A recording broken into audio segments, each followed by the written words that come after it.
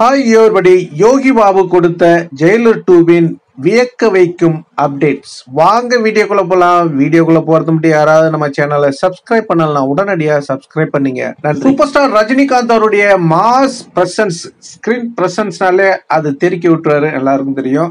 Jailer 1 அது release ஆகி இன்னைக்கு வரைக்கும் அந்த அதிர்வலை தீரல அப்படின்னு சொல்லலாம். ஏன்னா ஜப்பான்ல இன்னைக்கு வரைக்கும் சக்கப்போடு போட்டுக்கிட்டு இருக்கு அப்படின்ற தகவல் வந்த ஒன்று இருக்கு. இந்த நிலையில பாத்தீங்கன்னா ஜெயிலர் 2 ஷூட்டிங் ஸ்டார்ட் ஆகி பட்டையை கிளப்பிட்டு இருக்கு.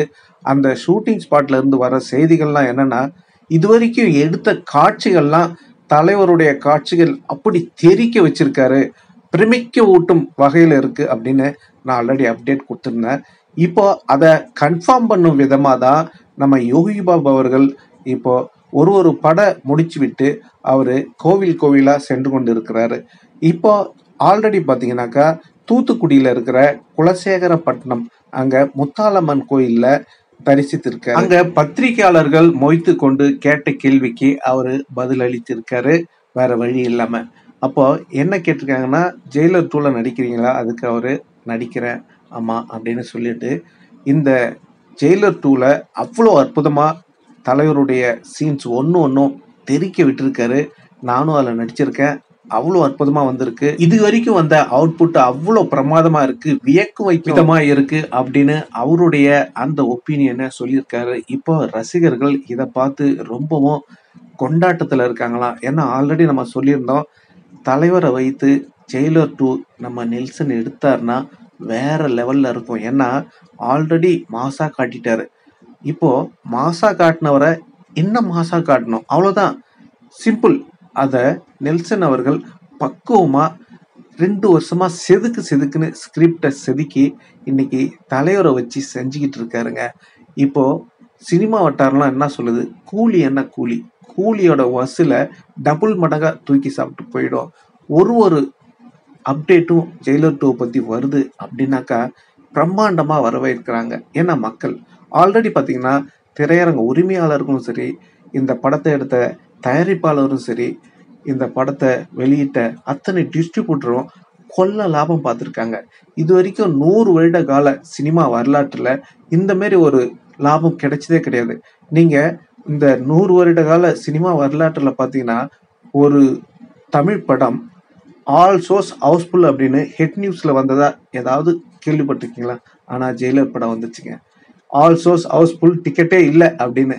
இது போல அற்புதம் அதிசயம் நிகழ்த்துறதுல தலைவரால மட்டும்தாங்க முடியும்.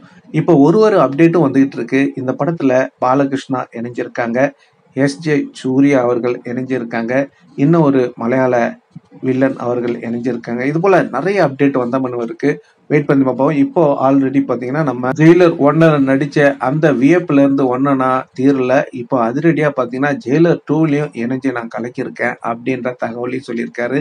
வெயிட் பண்ணி பார்ப்போம். ஆல்ரெடி பாத்தீங்கன்னா ஜெயிலர் 1ல 2 பேரும் மரண மாஸ் காட்டியிருப்பாங்க. ஒண்டிக்கு ஒண்டி சலிச்சவங்க இல்லை அப்படின்னு அந்த ஜெயிலர் படத்தை பார்த்தாலே உங்களுக்கு தெரியும். 2 பேருமே செம்ம மாசா செதுக்கி இருப்பாரு. நம்ம நெல்சன் அவர்களுக்கு ஒரு ஹேட்ஸ் சொல்லிடலாம். டார்க் காமெடியில எக்ஸ்பர்ட் அவர் தான். அதனால எது எப்படியோ சூப்பர் ஸ்டார் ரஜினிகாந்த் அவரை நம்ம எப்படியெல்லாம் பார்க்க போறோம் அப்படின்னு இப்ப இருந்து உண்மையிலுமே கூஸ்பம்ஸ் மூமெண்டா தான் இருக்கு.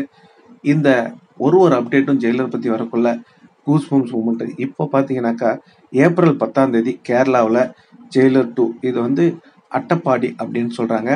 அங்க இருக்கிற தலைவர் சொந்தங்கள்லாம் இப்போ ரெடி ஆயிட்டாங்க தலைவருடைய தரிசனத்துக்கு. எது எப்படியோ சூப்பர் ஸ்டார் ரஜினிகாந்த் எப்போதுமே ஸ்கிரீன்ல வந்தாலே போதும் அப்படின்னு நினைக்கிற கூட்டம் இன்னைக்கு வரைக்கும் குறையவே இல்லை. அடுத்தடுத்து இன்னும் இன்க்ரீஸ் ஆகிட்டு தான் இருக்கு. இப்போ இருக்கிற யங் ஜெனரேஷன் கூட, சின்ன குழந்தைங்க கூட தலைவருடைய அந்த ஒரு பாடலா இருக்கட்டும், அந்த ஒரு டைலாக் டெலிவரியா இருக்கட்டும், எல்லாத்தையும் சொல்லி அவங்க அற்புதமா தெறிக்க விட்டுட்டு இருக்காங்க. சமூக வலைதளம் நீங்க பார்த்துருப்பீங்க.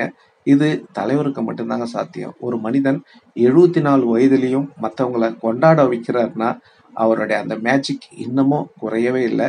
இன்னைக்கு நம்ம தலைவருடைய 50வது திரையுலக பயணத்தை கொண்டாடிட்டு இருக்கோம். நீங்க இதை பத்தி என்ன நினைக்கிறீங்க? உங்களுடைய கருத்துக்களை கமெண்ட்ல சொல்லுங்க. இந்த தகவல் உங்களுக்கு பிடிச்சிருந்தா லைக் பண்ணுங்க, ஷேர் பண்ணுங்க, கமெண்ட் பண்ணுங்க. முக்கியமா சப்ஸ்கிரைப் பண்ணுங்க. சப்ஸ்கிரைப் பண்ணக்குள்ள பக்கத்துல ஒரு பெல் பட்டன் வரும், அதை கிளிக் பண்ணீங்கன்னா 3 ஆப்ஷன் காட்டும். ஃபர்ஸ்ட் ஆப்ஷன் ஆல்ன்றதை செலக்ட் பண்ணீங்க. நன்றி, வணக்கம், ஜெய் ஹிந்த்.